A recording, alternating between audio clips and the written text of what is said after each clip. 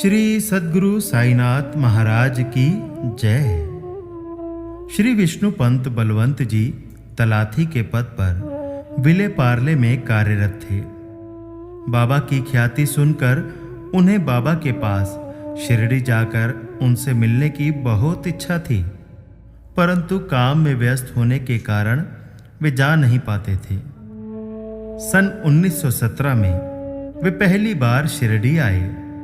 शिरडी आने से पूर्व उन्होंने ध्यानपूर्वक सब व्यवस्था की और फलों की मंडी में घूम घूम कर बढ़िया कच्चे आम ढूंढने का प्रयास किया।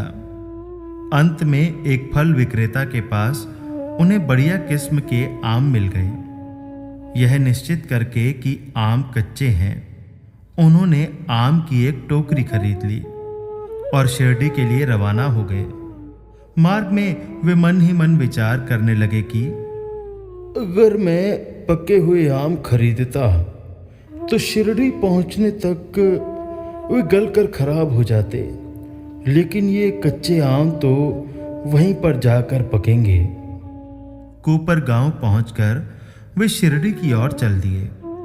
वहां बाबा शिरडी की द्वारका माई में भक्तों के साथ बैठे वार्तालाप कर रहे थे।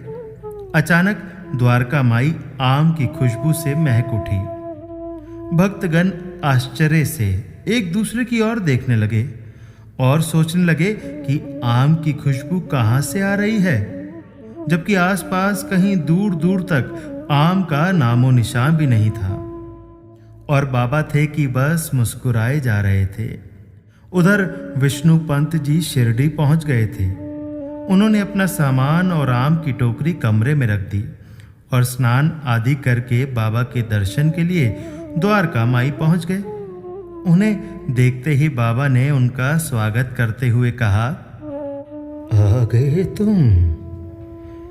कब से तुम्हारी प्रतीक्षा कर रहा हूं। मेरे आम कहाँ है? विष्णु पंत जी घबरा गए और सोचने लगे, बाबा को कैसे पता चला कि मैं उनके लिए आम लाया हूं। तभी बाबा ने फिर उनसे पूछा, अरे भाई, किस सोच में पड़ गए? मेरे आम तो लाए हो ना? तब विष्णु जी बड़ी विनम्रता से बोले, बाबा, आम तो लाया हूं, परंतु वे अभी कच्चे हैं, इसलिए उन्हें अभी कमरे में ही रख कर आया हूं। बाबा मुस्कुरा कर बोले, मैं तो कब से आमों की प्रतीक्षा कर रहा हूं। क्या तुम्हें उनकी खुशबू नहीं आ रही? जाओ, जाकर जल्दी ले आओ। पंत जी तुरंत कमरे में गए और आम का टोकरा लाकर बाबा के सामने रख दिया।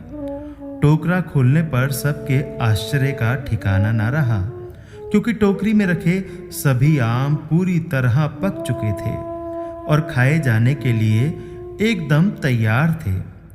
बाबा ने विनोद करते हुए पूछा, क्यों, कहाँ है कच्चे आम?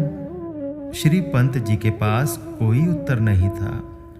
उन्होंने बाबा को प्रणाम किया। वे समझ गए थे कि उनकी इच्छा बाबा को पक्के आम खिलाने की थी, इसलिए बाबा ने उनकी इच्छा को पूर्ण किया है। वे मन ही मन बहुत प्रसन्न और संतुष्ट हुए और बाबा को मन ही मन धन्यवाद कहा।